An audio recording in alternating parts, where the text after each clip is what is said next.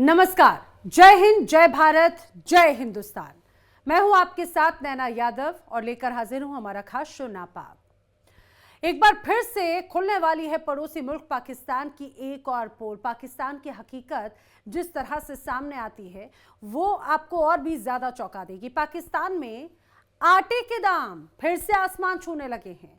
रावलपिंडी और इस्लामाबाद में अचानक से बढ़े संकट ने आम जनता की चिंता और भी ज्यादा बढ़ा दी। फ्लोर मिलों ने आटा वितरण बंद कर दिया और लोगों की मुश्किलें लगातार बढ़ रही हैं। वहीं दूसरी तरफ इमरान खान के जो करीबी हैं, अब उन पर पाकिस्तान की सरकार और सेना किस तरह से शिकंजा कस रही है। कैसे एक शख्स को पाकिस्तान की सरकार आतंकी साबित करने पर तुली हुई है। मुनीर के खिलाफ बोलने वाले सेना के पूर्व अधिकारी को आतंकी घोषित कर दिया गया।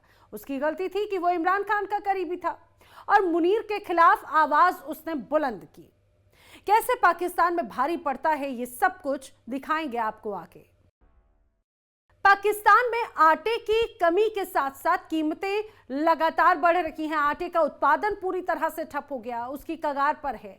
और ये सिर्फ बाजार का संकट नहीं है, समझिए ये मानवता संकट है, मानवीय संकट है। और शाहबाज सरकार अपना देश छोड़कर विदेशी ताकतों को खुश करने में जुटी हुई है। हालात ये है कि यहाँ के जो लोग हैं उन्हें आटा तक मयस्सर नहीं है। राशन तो बहुत दूर की बात हो गई। समझिए लोगों का कहना है कि अब हमें ऊंची कीमतों पर यह आटा खरीदना पड़ता है। स्थिति बहुत गंभीर है। आवाम की रोजमर्रा की जिंदगी मुश्किल हो चुकी है। आखिर किस तरह से है पड़ोसी मुल्क पाकिस्तान के हालात, देखिए रिपोर्ट।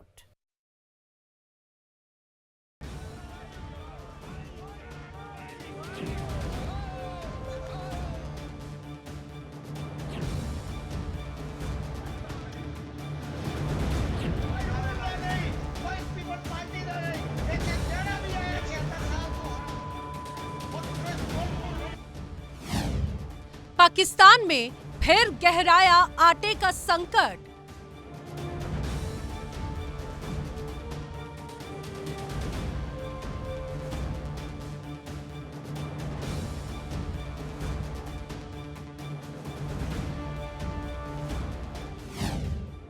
दाने दाने को मोहताज पाकिस्तान।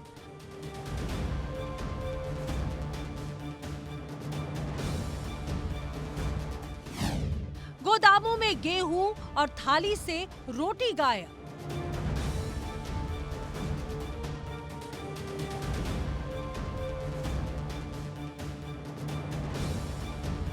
ये पाकिस्तान है। यहाँ रोटी को तरसते लोग हैं। यहाँ भुखमरी से हाहाकार मचा हुआ है। पानी की किल्लत है और दाने दाने को मोहताज है पाकिस्तान। लेकिन फिर भी आतंक से प्यार पाकिस्तान का जाता ही नहीं। आटे की कमी के साथ कीमतें बढ़ने लगी हैं। आटे का उत्पादन पूरी तरह ठप होने की कगार पर है और ये सिर्फ बाजार संकट नहीं बल्कि मानवता संकट का रूप ले सकता है। और शाहबाज सरकार अपना देश छोड़कर विदेशी ताकतों को खुश करने में जुटी है। हालात ये है कि लोगों को आटा तक नहीं मिल रहा। राशन तो बहुत दूर की बात है। लोगों का कहना है कि अब हमें ऊंची कीमतों पर खरीदना पड़ता है। स्थिति गंभीर है। आवाम की रोजमर्रा की जिंदगी मुश्किल हो चली है। आम जनता पर इसका सीधा असर पड़ रहा है। लोग चिंता में हैं कि आने वाले हफ्तों में स्थिति और बिगड़ सकती है। सिंध सरकार की तरफ से गेहूं पर सब्सिडी देकर बाजार को स्थिर करने की तमाम कोशिशें नाकामयाब साबित हो रही हैं। रिपोर्ट्स के अनुसार आटा मिल मालिकों ने सरकारी गेहूं लेने से इनकार कर दिया है। उनका आरोप है कि फूड डिपार्टमेंट के अफसर गोदाम से गेहूं रिलीज करने के लिए रिश्वत की डिमांड करते हैं और ऐसे में संकट और भी ज्यादा गहरा गया है। हम जो दवार होती थी ना, टूटा हुआ जिसको हम टोटा कहते हैं, जो कबूतरों को परिंदों को डालते थे, अब हम लोग वो खाने पे मजबूर हो गए हैं। बड़े बड़े एमएनए एमपी आते हैं, ये सब वज़रा जो होते हैं, जितने वज़ीर आज़म क्या सदर भी, इनकी नज़र होती है कि ज़मीन कौन सी है ज़री, इसको हम हाउसिंग सोसाइटी बना देते हैं। हरियाली ख़त्म करके ये सोसाइटियाँ बना रहे हैं। अपने मुल्क में अगर अनाज उगाएंगे नहीं तो इसमें किल्लत पड़ जाएगी। फिर बाहर से आप मंगवाएंगे कि जी हमारे फलानी चीज़ कम होगी, हमने गंदम मंगवानी है, हमने फलानी चीज़ मंगवानी है, हमने चीनी मंगवानी है। ये लोग अपना बेड़ा गर्क खुद कर रहे हैं। इंडिया भी तो एक जरखेज मुल्क है ना, इंडिया भी तो एक जरखेज मुल्क है। वो आज ना लोगों की जरूरत पूरी कर रहा है बल्कि दूसरे ममालिक की मदद भी कर रहा है। किस मुल्क की उसने मदद नहीं की? देखिए जी, जिस मुल्क में हुक्मरान करप्शन करेंगे, खाएंगे अपने, देखें एक हुक्मरान पे जब टैग लग जाता है ना कि ये सही बंदा नहीं है, इसने करप्शन की है, उसको गोली मार देनी चाहिए। उसको ये नहीं कि आप उसको वीवीआईपी प्रोटोकॉल दें, उस एनओआर दे दें और आप मुल्क से बाहर चले जाएं अपने बीवी बच्चे लेके, फिर 5-7 साल गुजारें, फिर दोबारा आके मुल्क को लूटें। ये लूटने वाला काम छोड़ दें, क्योंकि अब हम लोग जाग गए हुए, अब हम लूटने नहीं देंगे, आपको घरों से निकाल के मारेंगे और ऐसा मारेंगे कि कुत्ते को भी ऐसी मार नहीं पड़ती होगी जैसी इन लोगों को मार पड़ेगी। हमें सीखना चाहिए, हमारा हमसाया मुल्क है। अब मैं हमसाया मुल्क से एक और मिसाल लेता हूँ, हम इंडिया को भी छोड़ के बांग्लादेश जो हमसे बाद में जब वो अलहदा हुआ था ना, हमारे कई लोगों ने कहा था जी हमारी जान छूटी कि हम पर अजाब था, मगर उनकी भी इकनॉमी इस वक्त हमसे बेहतर है। पाकिस्तान का 1 रुपया और उनके 3 टके हैं, उन्होंने हमें तो 2 टके का भी नहीं छोड़ा, मज़ीद आगे बढ़ गए हुए। पाकिस्तान का 1 रुपया और यहाँ तक अफगानिस्तान जहाँ 20 साल तक जंग रही थी, पूरी दुनिया की ताकतें वहाँ पर जंग कर रही थी, उनका आप देख लें। अफगानिस्तान का अगर 2 रुपया हो तो हमारा पाकिस्तान का 1 रुपया बनता है। जिन्हें हम कहते थे कि ये लोग तो हमारे मुल्क में कूड़ा उठाने के लिए आए हैं या खाली चने बेचने के लिए, हमारे जूते पॉलिश करने के लिए आए हुए हैं। फ्री अनाज दिया जा रहा है, 80 करोड़ लोगों को इंडिया की हुकूमत फ्री अनाज दे रही है जो तकरीबन 5 किलो है। पाकिस्तान में लोग जो है वो आटे की लंबी लंबी लाइनों में लगे हुए हैं, दुगनी कीमत पर आटा लेना चाह रहे हैं, लेकिन यहाँ पर उन्हें आटा नहीं मिल रहा। इसमें जो है मिलावट है, वो इंडिया अच्छा है। इन्होंने कार्ड बनाए हैं राशन वाले, वो किसी को नहीं मिले। स्टोर पे चले जाएं, लाइनें लगी हुई हैं, आपका मैसेज नहीं आया, आपको कार्ड अभी कुछ नहीं मिलेगा। अब घी लेने चले जाएं, कल घी था 460 रुपये, आज 520 रुपये किलो है। गरीब आदमी कैसे लेगा? मेरी 25,000 रुपये सैलरी है, ये शॉप है मेरी। तो गैस का बिल आ गया जो है, फिर 11,000 रुपये मैं अकेला तो नहीं ना दूंगा। ये गैस का मसला बना हुआ है, हर चीज़ को हुकूमत को सोचना चाहिए। भाई इतनी महंगाई है, फिर गैस सिलेंडर लेने जाए 350 रुपये किलो दे रहे हैं। शायद ये सब बाहर दे देते हैं, इधर से मिक्सिंग है, वो आटा खड़ा है, आप जाके आटा चेक कर लें। आटे की क्या कंडीशन है? रोटी पकाते हैं, रोटी सूख जाती है। एक चीज़ 1 नंबर मिलती नहीं, पैसे 1 नंबर के लेते हैं। टुकड़ों को नहीं किया होता, टुकड़ों को दोबारा क्रश करके उसका आटा बनाकर फिर लोगों को खिला रहे हैं। हाँ, वो जो ये साहब आटे का वो क्वालिटी वो है। अब रोटी 16 रुपये की है, नान 30 रुपये का कर दिया है, वो भी प्योर नहीं मिलता, मिक्सिंग माल है। ये कोई पहली बार नहीं है जब पाकिस्तान की आवाम को ऐसी स्थिति से गुजरना पड़ रहा हो, बल्कि ये पाकिस्तान के लिए आम हो चुका है। पाकिस्तान की आवाम लगातार इस तरह की समस्या के लिए तैयार रहती है, क्योंकि उनकी जनता जानती है कि शहबाज सरकार या फिर उनकी सेना देश के हालात, भुखमरी, महंगाई पर बात नहीं करती। पाकिस्तान की जनता का कहना है कि विदेशी ताकतों के लिए शहबाज अपने देश को भूल रहे हैं और हालात को खराब कर रहे हैं। कहना क्या है, वैसे जब देखा जाए तो ग्लोबली इन्फ्लेशन रेट बढ़ा है, लेकिन पाकिस्तान में कुछ ज़्यादा ही बढ़ गया। पाकिस्तान में कोई चीज़ कम, दुनिया में कोई चीज़ कम होती है तो पाकिस्तान में कुछ ज़्यादा ही कम हो जाती है, कोई चीज़ बढ़ती है तो पाकिस्तान में ज़्यादा ही बढ़ जाती है। क्योंकि जी हमारा रेडी वाला से लेकर हमारे ब्यूरोक्रेट तक जो है वो करप्शन होती है और हम लोग जो है वो खुद को ठीक नहीं कर रहे हैं। तो बेसिक रीज़न इज़ दिस। यहाँ पर मैं ये नहीं कहूँगी कि जी जैसी आवाम होती है वैसा हुक्मरान होता है, डेफिनेटली ये बात ट्रू है, बट द थिंग इज़ कि हम कैसे सुधरेंगे, there is a question mark. सुधरना तो हम लोगों ने तब ही है जब हम लोग जो है खुद से करप्शन साढ़े थे कहते जो होंगे कर लो, जिंदा दाल लगता ला लो। जिन देर तक असं दाल आते रहेंगे ना, ये इन्फ्लेशन रेट जितने मर्जी वज़ीर आज़म आके इसको कम कर लें, कभी भी कम नहीं हो सकता। हमें जो है वो इस चीज़ को खुद करेक्ट करना है। देखें, अगर इंडिया की बात की जाए तो इंडिया हमसे, मुझे ऐसा लगता है कि 100 साल से भी ज़्यादा आगे जा चुका है। G20 की मीटिंग हम लोग इंडिया में देखते हैं, सोलर मिशन इंडिया कर रहा है, मून मिशन इंडिया कर रहा है, वर्ल्ड कप उनके हाथ में जा रहा है, एशिया कप उनका हो गया। मतलब ये कि हर फील्ड में, हर फैक्टर में they are number 1। Why? Because आप उनमें देखें टैलेंट ही बहुत है। आप, मैं एक बात कहती होती हूँ कि आप जो है वो इंडिया के लेवल की एक IIT मूवी नहीं बना सकते, तो आप रियल में IT में कैसे उन्हें बीट करेंगे? हम लोग बात करें असली नवाज शरीफ कहते हैं वो लोहार थे। भाई लोहार थे तो क्या हुआ? इफ़ ये दे कैन डू बेटर, तो हमें जो है वो उन्हें आगे लाना चाहिए। हम कोई ऐसा क्यों नहीं लाए चाय बेचने वाला कोई? 76 साल में आप कह लें कि कोई भी ऐसा वज़ीर आज़म नहीं है जिसने 5 साल पूरे, कम से कम जो है वो 2 हफ्ते का जो है वो वक्त था और मैक्सिमम 4 साल का वक्त था। और ये वो जमहूरी निज़ाम है जहाँ पे जमहूरियत को कभी ऊपर आने ही नहीं दिया गया, क्योंकि इन्हें पता है जिस दिन जमहूरियत ऊपर आ गई उस दिन तो हमारा मुल्क तरक्की कर जाएगा। फिर ये बैठ के करप्शन कैसे करेंगे? अगर हमारे बड़े करप्शन कर रहे हैं, हम भी तो यही करेंगे ना। हम आसपास डॉक्टर्स एंड टीचर्स को देखते हैं, हमारा बच्चा कहता है हमने डॉक्टर टीचर बनना है, हम अपने आसपास साइंटिस्ट को देखेंगे, अपने आसपास जो है वो ऐसे लोगों को देखेंगे जो इससे बहुत मुख्तलिफ कर रहे हैं, तो हम वो देखेंगे। हमें लिटरली, मुझे जो है वो खुद जो है वो आप कह लें कि FSC क्लियर करने के बाद पता चला यार ये वाला भी सब्जेक्ट होता है। काश मैं जो है मैट्रिक के बाद इसको चूज़ कर लेती, मुझे पता ही नहीं था। देयर वाज नो गाइडलाइन, मतलब यहाँ पर कुछ भी, there is nothing. Education system बिल्कुल लो हो चुका है। फिर कहते हैं जी साडा एजुकेशन सिस्टम बड़ा स्ट्रॉन्ग है, हम लोग आपस में लड़ रहे हैं। शाहबाज सरकार ने हाल ही में पाकिस्तान की पहचान पाकिस्तान एयरलाइंस को भी बेच दिया और सिर्फ इस उम्मीद में कि पाकिस्तान का हाल कुछ हद तक ठीक हो जाए। लेकिन हाल तो ये है कि पाकिस्तान की आर्थिक स्थिति लगातार डूबती जा रही है, जिसका विरोध जनता सड़कों पर उतरकर करती है। लेकिन शाहबाज और मुनीर की जोड़ी पूरे देश को बर्बाद कर अमेरिका को खुश करने में जुटी है। अभी मुझे बताएं पीआईए की क्या सूरत हाल जा रही है हमारी? पीआईए की हालात बहुत ख़राब हैं अच्छा। और जैसे पूरे मुल्क की हालात जिस तरह आप देख रहे हैं, इसी तरह पीआईए एक बहुत अच्छा बेहतरीन इदारा था जिसने कई एयरलाइंस को खड़ा किया था, बड़ी बड़ी एयरलाइंस को। मैं 88 से पीआईए में हूँ। अच्छा। और अभी मैंने वीएसएस लिया, वॉलंटरी सेपरेशन स्कीम मैंने अवेल की पीआईए के हालात को देखते हुए। तो पीआईए की हालत ये है, मैं आपको सिंपल अभी बताऊँ, हमारे पास रूट तो हैं दुनिया के, जहाज़ नहीं है। अच्छा। 18 जहाज़ों पर पीआईए ऑपरेट कर रही है। सही। हम दुबई एक फ़्लाइट ऑपरेट करते हैं डेली, जबकि Emirates Dubai Karachi 6 flights operate करती है।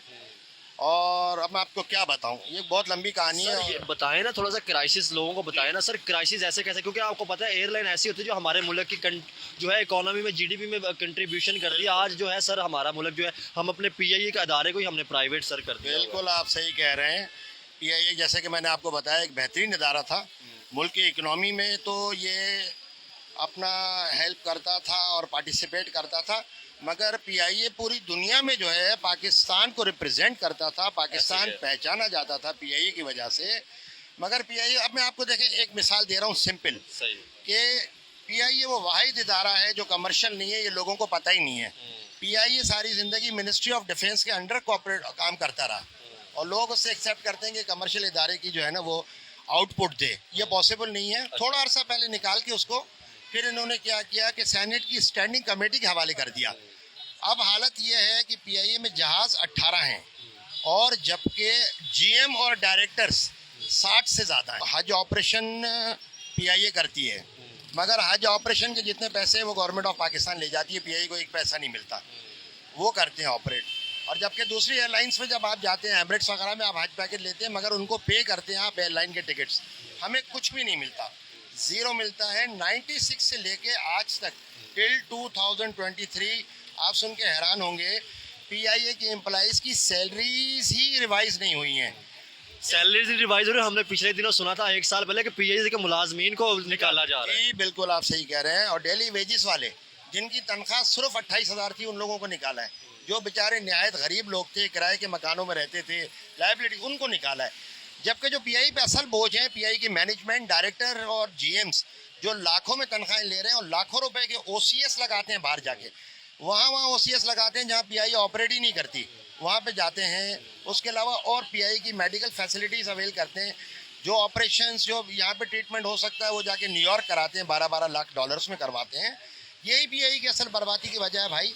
पीआईए का मसला ये है कि पीआईए के बोर्ड ऑफ डायरेक्टर्स वो हैं जो आप सुन के हैरान होंगे, दुनिया में बोर्ड ऑफ डायरेक्टर्स वो होते हैं जो शेयर होल्डर्स होते हैं। ऐसे ही है। पीआईए के किसी भी डायरेक्टर का एक भी रुपया पीआईए में नहीं लगा हुआ, तो उसके घर से क्या जा रहा है, समझे? जिसके घर से लगा होगा उसको फिक्र होगी मैंने अपने घर को बेहतर करना है। बाहर से आके मैकडोनल्ड, केएफसी, यूफोन, टेलीनॉर ये कमा रहे हैं हमारे मुल्क में।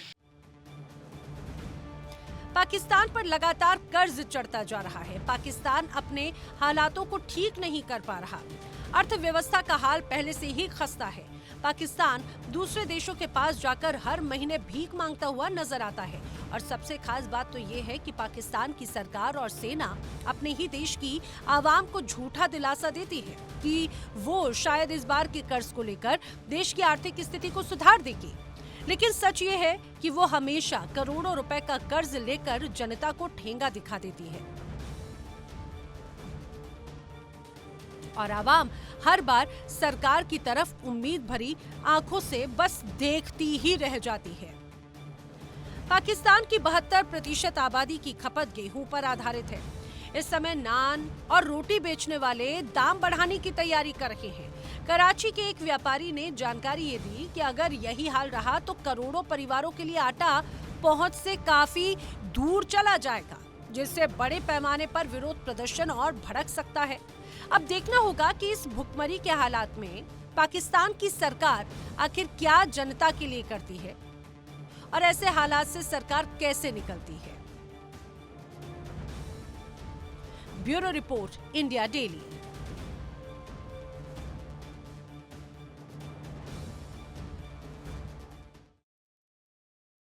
अब भाई पाकिस्तान के पास ना तो अपना वजूद बचा, ना ही भरोसा बचा और ना ही देश में लोकतंत्र।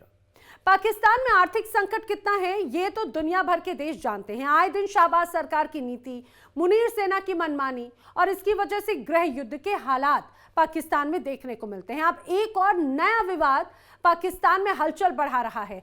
मुनीर के खिलाफ जो भी बोलेगा, सेना के पूर्व अधिकारी को आतंकी घोषित कर दिया गया।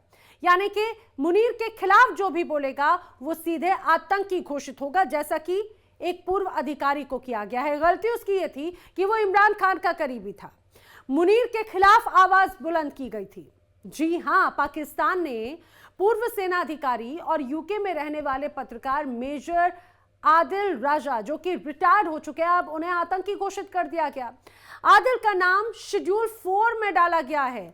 किस तरह के आरोप हैं, ये पूरा मामला क्या है, देखिए इस पर ये खास बड़ी रिपोर्ट।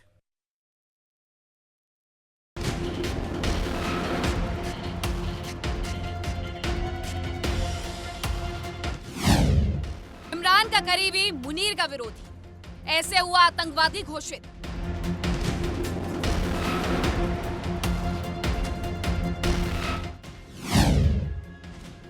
पाक में सेना का पूर्व अधिकारी पर कैसे लगा आतंकी ठप्पा।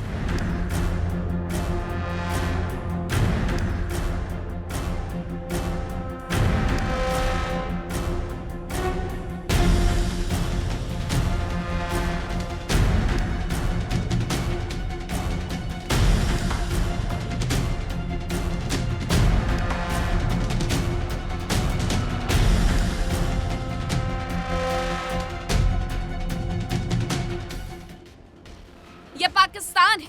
यहाँ आतंक से कनेक्शन वैसे तो काफी आम है, क्योंकि सरकार और सेना खुद आतंकी ठिकानों को सुरक्षा देती है, आतंकियों को पनाह देती है। जो काम पाकिस्तान में मुनीर की सेना नहीं कर पाती, उस काम के लिए पाकिस्तान की सरकार को आतंकियों की जरूरत होती है।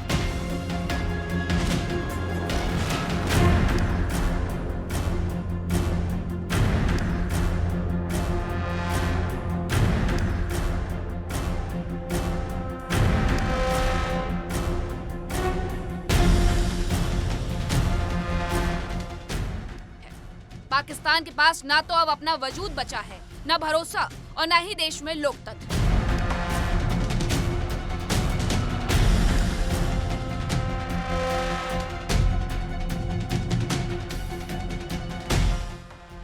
पाकिस्तान में आर्थिक संकट कितना है ये दुनिया भर के देश जानते हैं। आए दिन शहबाज सरकार की नीति और मुनीर सेना की मनमानी की वजह से गृह युद्ध के हाल देखने को मिलते हैं।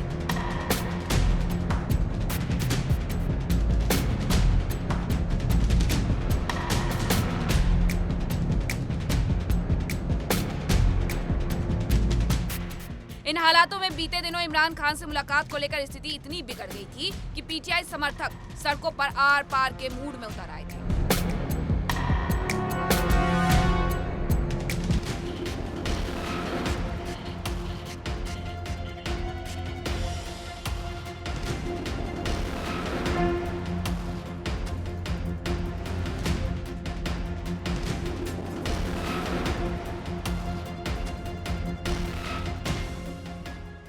लेकिन सरकार को पीछे कदम खींचने पड़े और इमरान खान से उनके परिवार को मिलने की इजाजत दी गई, तब जाकर मामला शांत हुआ।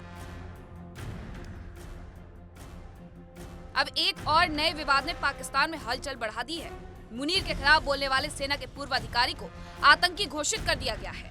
गलती थी इमरान खान का करीबी होना और मुनीर के खिलाफ आवाज बुलंद करना।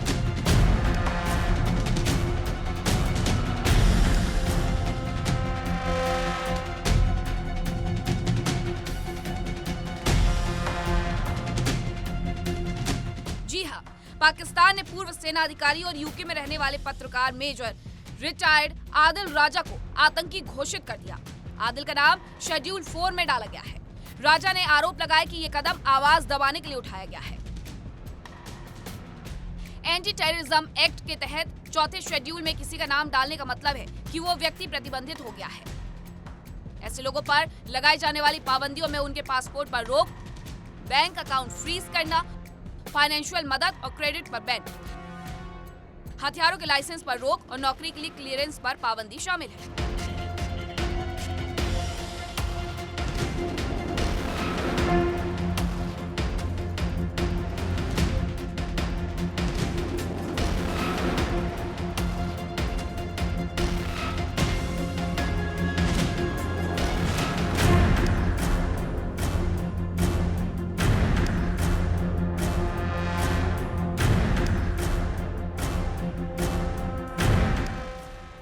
राजा ने आरोप लगाया कि पाकिस्तानी सरकार उन्हें वापस लाने में नाकाम रहने के बाद उनके घर को निशाना बनाकर और उन्हें औपचारिक रूप से आतंकवादी घोषित करके अपनी कार्रवाई तेज कर रही है।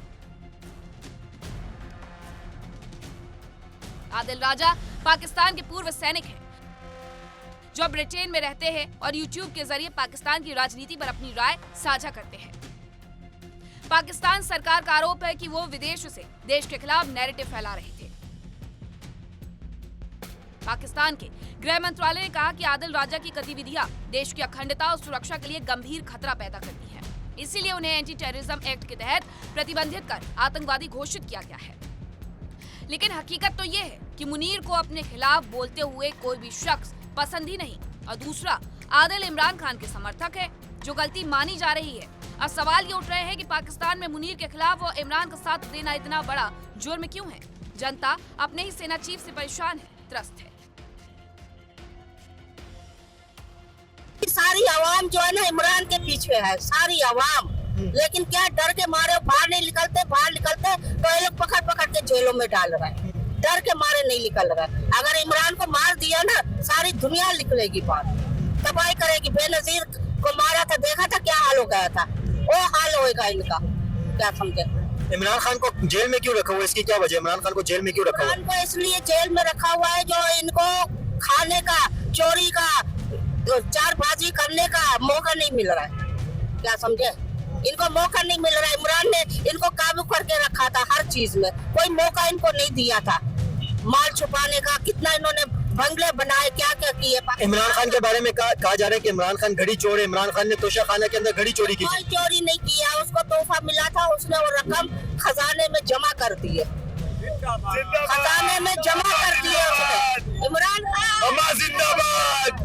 तो ये खबर लोग तो कह रहे हैं कि ये सच है कि इमरान खान ने 120 मिलियन पाउंड का इमरान खान का केस भी चल रहा है, घड़ी चोर भी। से जो तोहफे मिले थे ना, 120 मिलियन पाउंड का केस भी इमरान खान के ऊपर चल रहा था कि वो भी इमरान खान ने चोरी की। डाल दिया है ना, ये इनका तो मौका मिला था, पता नहीं 50 केस डाल दिए उसमें।